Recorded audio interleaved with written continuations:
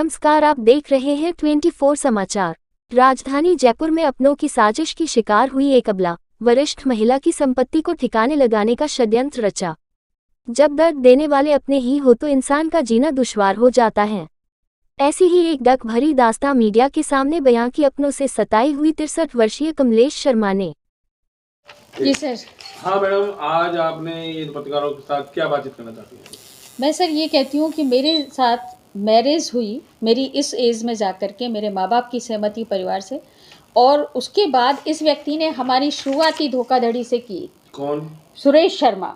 सुरेश शर्मा ने अपना बायोडेटा जब भेजा तो उसमें इसने लिखा कि मैं बीकॉम हूँ और मेरा बेटा एमकॉम और बहू एमबीए, जबकि पाया गया कि जब इसने कोर्ट में शपथ पत्र दिया तो उसमें मैट्रिक फेल और बेटा 8वीं फेल। ये सब कैसे करना चाहिए? ये शादी ये ब्राह्मण समाज के थ्रू मेरे पास आए और पत्रकारों के थ्रू, 2 पत्रकारों के थ्रू। इनको पता लगा कि मैं अनमैरिड, वो मेरे हस्बैंड की डेथ हो गई है, 8 साल हो गए हैं, एक ब्राह्मण परिवार की महिला है। तो इन्होंने आकर मेरे परिवार वालों से बात की तो मेरे माँ बाप ने सोचा कि बुढ़ापा है, बच्चे नहीं है, चलो इसका जीवन निकल जाएगा। इसने कहा मैंने मेरे बच्चों को बेदखल कर रखा है, और बेदखल के सुरेश शर्मा के 1 बेटा और 3 बेटियां हैं। तो इसने मुझे ये एफिडेविट दिया, और एफिडेविट में क्लियरली वहाँ आगरा के अमर उजाला में 2013 में निकला हुआ कि मेरे बच्चों का मेरी संपत्ति से कोई लेना देना नहीं है। ये देखिए आप, 16 में फिर निकाला है इसने। तो जो व्यक्ति इस झूठ के आधार पर आया और उसके बाद 2 साल ये चैन से रहा जब तक इसको मैंने एस्टेब्लिश नहीं कर दिया। उसके बाद जैसे ही इसके बेटे बहू को लाने का इसने हल्ला मचाया, मैं एक महिला हूँ, माँ होने के नाते, एक बहन होने के, मैं सब परिवार की चीज़ें समझती हूँ। हाँ, सोशल मीडिया में भी हूँ। तो मैंने सोचा कि चलो इसका एक बेटा है, इसका जीवन खराब ना हो, मैं इसके बेटे बहू को ले आई। उनके बच्चों को मैंने एडमिशन्स कराए और बहुत अच्छी एजुकेशन देने के लिए और बहुत अच्छा जीवन जीने के लिए मैंने इनको प्रेरित किया और उसी तरह इनको एस्टेब्लिश कर दिया। लेकिन बेटा चूँकि जन्मजात शराबी जुआरी चोर था, कुछ काम धंधा करता नहीं था, बाप के पैसे से जीवन चल रहा है इन लोगों का। इसके ससुराल वाले भी बहुत गए गुजरे लोग हैं। एक साला है जिसने 2 लड़कियों का जीवन खराब कर रखा है। तो ये परिवार इस तरह का था जिसने बरगला करके सुरेश शर्मा को इस स्थिति में ला दिया कि चोरी करने के बाद ये चालें चालू हो गई। हमें पता नहीं लगा। 17 में जब चोरी खुली, और चोरी भी आपको ही पता है कि मेरे पास ये वैशाली थाने के डॉक्यूमेंट हैं। कौन से घर में चोरी हुई आपकी? कितने लाख की? 135 गांधी पथ से मेरी चोरी हुई, इससे वैशाली से। और उसमें जब ये देखा गया, मोहनलाल जो था वहाँ पर ऐसे आईओ, उसने ये जांच में पाया कि पंकज शर्मा के द्वारा चोरी हुई है। क्योंकि इसके मित्र के द्वारा ही ये बयान देकर गया विजय कि भाई चोरी माल मेरे पास पंकज शर्मा से आया। अब ये किसको गया, विमल ने कहाँ बेचा, मुझे नहीं पता। ये कौन है विमल? विमल इसी के पंकज के दोस्त हैं, ये चोर हैं। इनके थाने में फोटो लटके हुए हैं, ये हिस्ट्री सीटर हैं आगरा के थाने के। तो जब हमें इस चोरी का पता लगा, बस उसके बाद से इस पूरे परिवार ने मिलकर मेरा जीवन तहस नहस कर दिया। मुझे घर से निकालना चाहते हैं। मुझे यहाँ पहले गांधी पथ बेचा है, उसके बाद गिफ्ट डीड की बेटी के नाम वो घर बेचा, उसका प्रतिफल भी लड़की को नहीं मिला, और किसी सोनी को उससे वो मकान दिया है। और अब इस मकान को भी उसके बाद बच्चों के नाम कर दिया कि ये, और मुझे रोज़, आप विश्वास नहीं करेंगे, मेरे पास सब किराए के नोटिस रोज़ भेज रहा है, जबकि मैं हर मकान में को बोरोर हूँ। मेरे हर एक लोन में मैं खुद को बोरोर हूँ, कमलेश शर्मा को बोरोवर।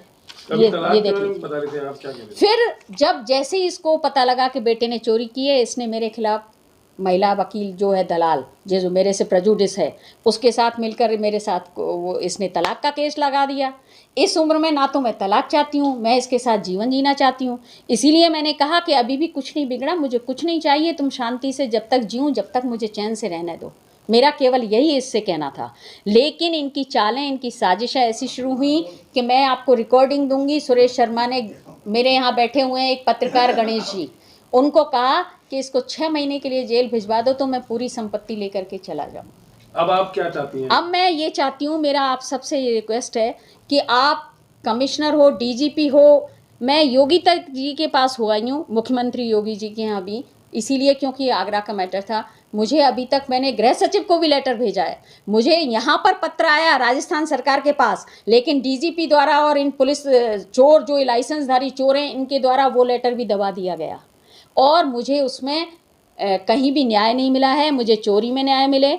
संतरा मीणा ने जो एफआईआर लगा रखी है 640/19 और 250/20 इनमें इनको दोबारा खुलवाया जाए, इनकी जांच की जाए, मुझे न्याय दिलाया जाए और इस संपत्ति को मेरे पति को ये कहा जाए कि पत्नी के अधिकार मुझे दिए जाएं।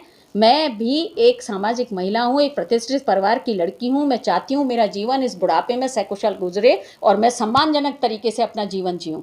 तो बताया था कि बेटा मारने की साजिश कर बेटा मारने की साजिश कर रहा है, क्योंकि इसके मित्र ने मुझे फोन करके बताया कि ये सुपारी देकर गया है क्योंकि इसने चीजें चोरी की हैं। तो ये कोई सबूत है आपके पास? आपको रास्ते रिकॉर्डिंग में ही है, इसमें है मेरे पास, इसकी ट्रांसक्रिप्ट है, सीडी है, जिसमें ये उसके विजय ने फ्रेंड ने कहा कि आंटी ये आपको मारना चाहता है, इसने सुपारी की बात की है वहाँ।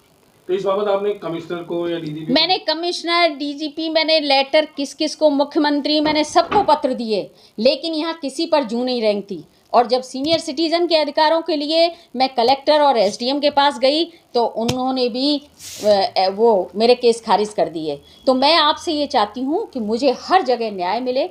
कमिश्नर, डीजीपी और इनके यहाँ, और मेरी जो चोरी की एफआईआर है उसमें जो चोर जिनके हौसले इतने बढ़ गए कि मेरा जीना मुश्किल हो रहा है इस घर में, मेरा पानी बंद किया जा रहा है, मेरी डिस्क बंद की जा रही हैं, मुझे रहने नहीं दिया जा रहा है, मेरा ऊपर जाने का रास्ता बंद किया जा रहा है, मेरी टंकियाँ सब खराब की जा रही हैं। तो मेरी उन सबसे निवेदन है कि मुझे जीने के अधिकार तो दिए जाए मूलभूत, जो एक सीनियर सिटीजन के होते हैं, उस तरह से मुझे हर एक में न्याय मिले। बस मैं आपके थ्रू यही पूरे इसको प्रशासन को, सरकार को, मुख्यमंत्री को, सबको ये कहना चाहती हूँ। और मुख्यमंत्री जी अगर चाहते हैं कि महिला उत्पीड़न से ये प्रदेश बचे, महिलाओं को अधिकार मिले, महिलाओं के साथ न्याय हो, तो उन्हें इस पर विचार करना चाहिए कि उनका प्रशासन क्या कर रहा है और चोर क्या कर रहे हैं। धन्यवाद। बस मैं यही